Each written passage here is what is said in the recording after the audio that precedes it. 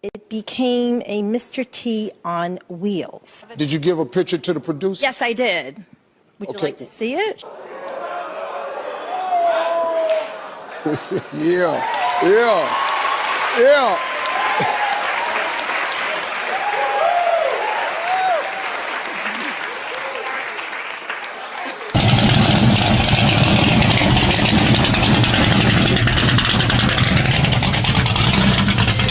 Okay, what's your problem? Let's go, Joe!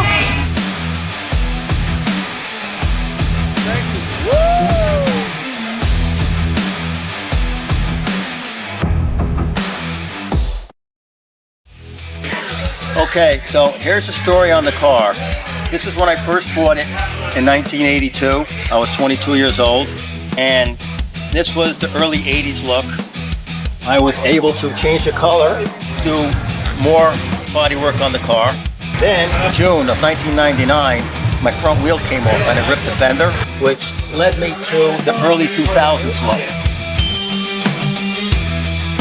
And that's you with your son? That's me with my son.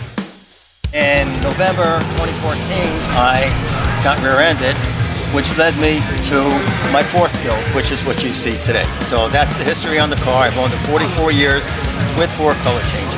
Woo! My brother. Thank you. Thank you.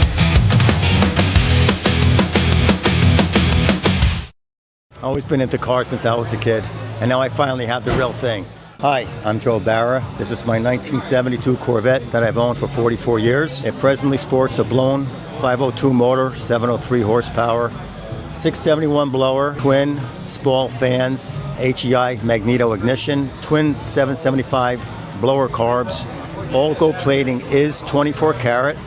It sports 18 and 20 inch Cobra rims, 55 Chevy door mirrors with the turn signals integrated.